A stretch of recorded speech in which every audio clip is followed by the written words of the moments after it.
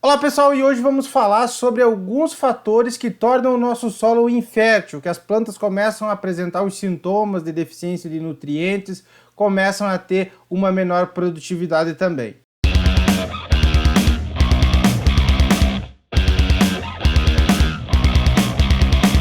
Olá pessoal, sejam todos muito bem-vindos a mais um vídeo do canal Agro Brasil, Jonathan por aqui. Tá? E não se esqueça de deixar um like também e se inscrever no canal, porque o vídeo de hoje está muito interessante, então fica até o final também. Lembrando, quem quer receber esse e outros materiais complementares que a gente produz aqui no canal Agro Brasil, tem o segundo link na descrição, tem um grupo lá onde a gente manda semanalmente os conteúdos dos vídeos lá para vocês, e também lembra para as pessoas que são inscritas aqui no canal os vídeos novos que sempre estão saindo, então convido vocês também a entrarem no grupo. Mas vamos falar sobre esses fatores que tornam então um solo mais infértil. O primeiro deles aqui que a gente poderia destacar é a falta de planejamento de manejo. Eu coloquei uma foto de satélite aqui para vocês, para que se vocês trabalham com uma área grande, até para quem trabalha com uma área pequena, é muito importante que vocês façam um plano de manejo ao longo do ano, que vocês saibam exatamente o que estão colocando naquele local. Que determinada época eu vou fazer o plantio dessa cultura, determinada época eu vou tirar, ali eu vou fazer a implantação, que vocês possam se planejar de acordo com os talhões que vocês têm lá na tua área.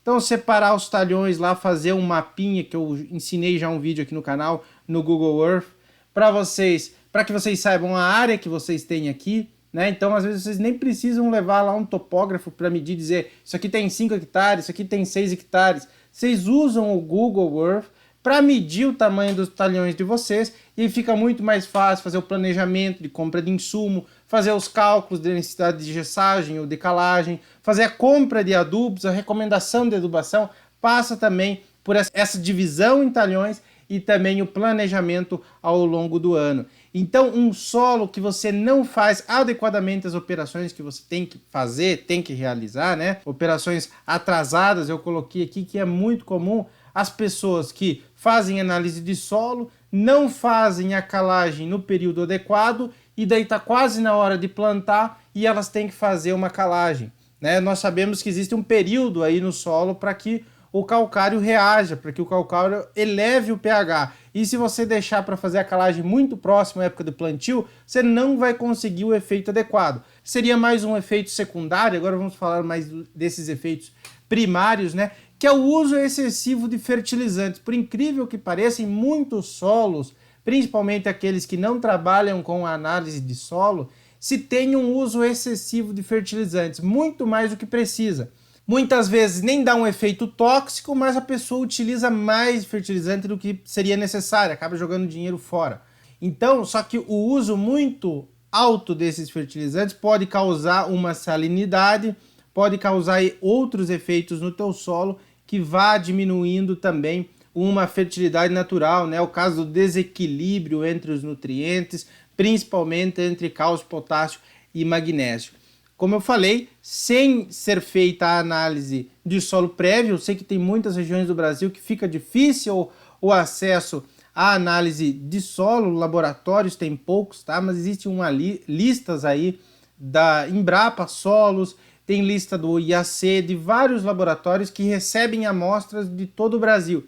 Então você pode ligar, pesquisar, ver se você consegue encaminhar por correio, alguma coisa assim, porque não é tão caro e faz muita diferença na hora do teu planejamento também, tá? Se você está tendo um problema lá de fertilidade do teu solo, fica muito difícil mesmo você corrigir sem saber realmente como é que está o estado do teu solo, o estado químico, né? Seria como um médico aí receitar para ti um determinado remédio sem saber, sem ter exames para saber exatamente como é que é teu estado.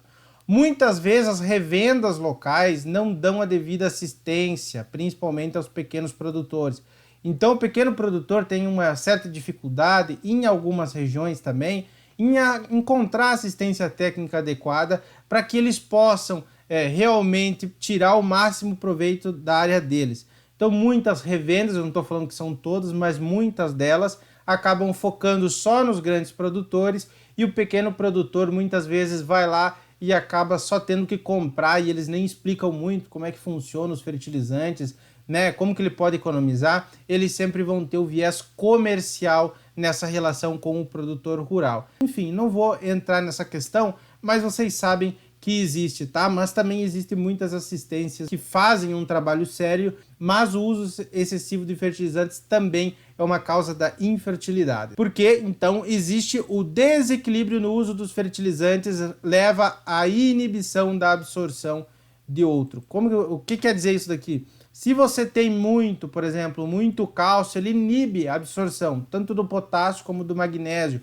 ou dos outros, né? Quando você tem um desequilíbrio, muito potássio ou muito magnésio. Por isso que existem as relações, a gente já falou num vídeo aqui no canal, que existem as relações ideais, por exemplo, de cálcio e de magnésio, de potássio e de cálcio, de magnésio e de potássio. Então tem que estar num teor adequado para não estar desequilibrado esse teu solo. E quando você usa muito desse fertilizante, pode ser que você iniba a absorção de outro, fazendo com que haja aí o aparecimento de deficiências, de manchas foliares, né, de amarelecimento, sendo que você está adicionando fertilizante na tua área. Outra causa de infertilidade é a falta de rotação de culturas. Então todo ano está fazendo a mesma cultura, A maioria dos produtores já está ciente disso e já faz a rotação de culturas. Mas eu sei ainda que é muito tentador, principalmente pela maior lucratividade de uma determinada cultura. Aqui a gente poderia dizer o exemplo da soja, de fazer todo ano no verão soja, e não intercalar com o milho, ou mesmo fazer todo ano milho e não intercalar com outra cultura. Isso daqui vai ser ruim, porque as raízes ocupam sempre a mesma camada. Então vamos supor lá, você tem uma cultura com raiz mais superficial. Todo ano ela vai estar ocupando essa camada superficial do teu solo. Nunca vai estar aprofundando mais ali do que 20 centímetros, por exemplo. Se você troca de cultura que tem um sistema radicular mais agressivo, ele vai aprofundar mais no teu solo. Aprofundando mais do teu solo, ele vai pegar inclusive os nutrientes que foram lixiviados. O magnésio, o enxofre, o potássio que estão aqui embaixo, as raízes vão absorver, né, e vão levar até a superfície. Quando essa planta se decompor, vai estar disponível novamente na superfície do solo esses nutrientes. Esse é para citar um exemplo só, né? Mas vai aumentar a biologia do teu solo, os micro-organismos. Essas raízes vão formar canalículos, né, que são pequenos canais do teu solo, vão aumentar também a questão da estruturação do solo, vai facilitar com que haja aqui o aprofundamento de alguns adubos, fertilizantes, inclusive corretivos de acidez, para que eles desçam aqui nessa camada subsuperficial e aumentem também a fertilidade. Esse aqui é um exemplo que eu citei do benefício da rotação de culturas, mas a gente poderia ficar uma tarde inteira aqui falando só sobre os benefícios de rotação de culturas, tá certo? Facilita também a manutenção de patógenos. Se tu tá todo ano plantando a mesma cultura, tá? Se tem patógeno na tua área, vai ser facilitado com que esse patógeno continue ali. Se tu faz a rotação, geralmente uma doença que ataca uma determinada cultura não ataca a outra, né? Ou uma praga ataca uma cultura, mas não ataca a outra. Quando você faz essa rotação, esse patógeno, essa doença ou essa praga fica sem ter meios de sobreviver na tua área.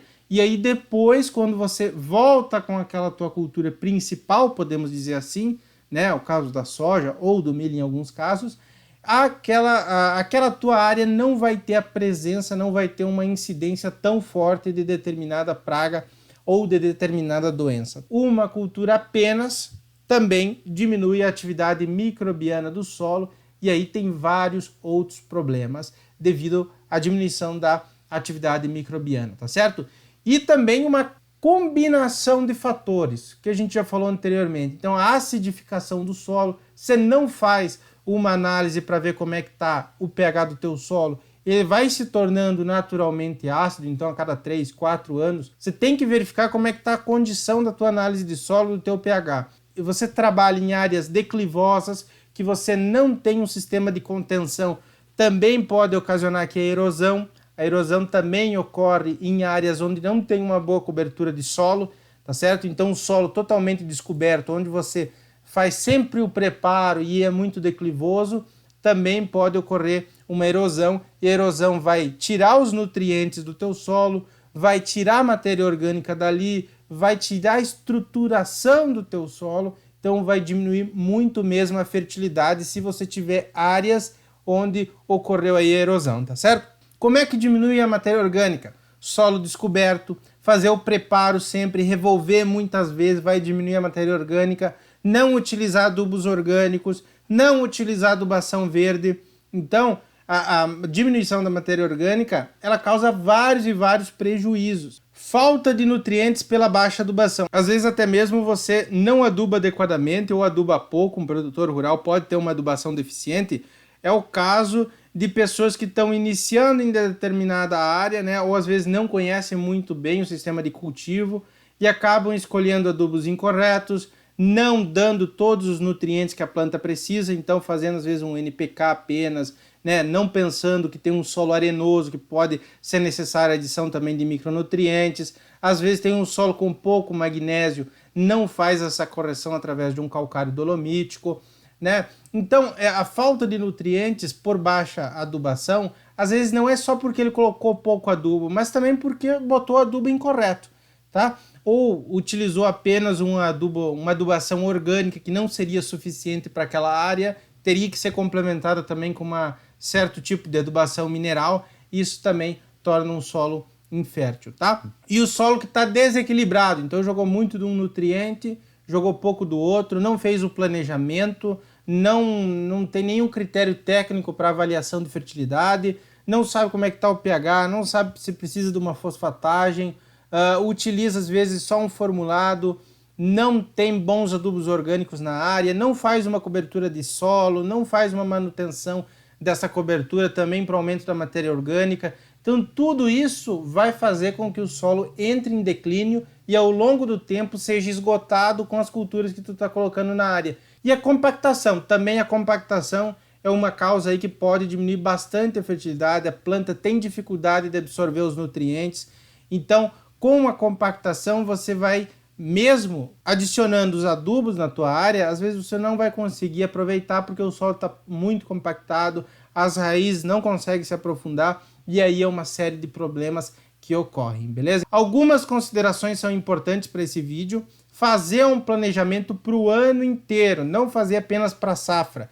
Pegar a tua área, como eu falei lá, se você tem um talhão, medir o teu talhão, eu tenho um talhão aqui de 3.000 metros quadrados. Então, nesses 3.000 metros quadrados, o que eu vou fazer ao longo do ano, né? Eu vou fazer uma coleta para análise de solo em determinada época, depende aí da região onde você está. Eu vou fazer uma correção ou uma adubação de correção em determinada época. Eu peguei os resultados da análise de solo. Então, se o meu pH estiver muito baixo, para a cultura que eu for implantar e eu precisar fazer a calagem, eu faço com antecedência, 3, 6 meses de antecedência. Se eu precisar aumentar a matéria orgânica, eu também vou fazer com 2, 3 meses de antecedência.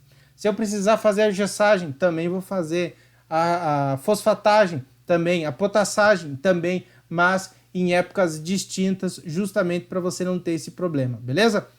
Então, adubação verde, se você tem essa possibilidade na tua região, se chove adequadamente, você pode fazer implantação de adubação verde também. E implantação de culturas. Como é que você vai fazer a implantação da cultura que você quer estar trabalhando comercialmente? Em qual época, qual tipo de semente você vai comprar? A quantidade de adubo ideal, né? Se você vai fazer adubação de cobertura ou não, pensando sempre que você começou lá com a tua coleta de solo para análise, para você saber como é que tá as condições aí do teu solo. Se utilizar de boas práticas agrícolas, então o sistema de plantio direto, que o sistema de plantio direto é o não revolvimento, a manutenção de palhada e também a rotação de culturas, a utilização de terraços, principalmente para áreas declivosas, então você que trabalha aí tem uma área muito declivosa, caso seja necessário, né, dependendo da cultura que você estiver trabalhando, fazer também a utilização dos terraços, tá? Análise de solo para cada talhão, fazer um monitoramento. Então você tem uma área aqui, né, de 5.000 metros quadrados e você trabalha ela de uma maneira. Que você tem um outro talhão, tem mais 7, 8.000 metros quadrados, você trabalha ela de outra maneira. Que tem outro talhão, trabalha de outra maneira e faz também análise de solo individual para cada talhão aí, beleza? aí você vai conseguir também uma boa produtividade. Mas assim, o talhão, dependendo, se você está trabalhando numa área muito grande, o talhão pode ser de 10 hectares, aí até 10, 12 hectares está ok. Mas agora, se for também talhões pequenos, por exemplo, para agricultura de precisão, se utiliza talhões de 1 a 2 hectares na hora de implantação da agricultura de precisão. Então, essa questão do tamanho também varia aí de acordo com o seu caso. E criar um histórico de áreas, né? Então, ano passado, quais operações que eu fiz? Detalhar todas elas. Eu fiz calagem, eu fiz adubação verde, eu fiz adubação orgânica. Depois, na época do plantio, eu utilizei determinado formulado. Eu utilizei adubação de cobertura em tal época.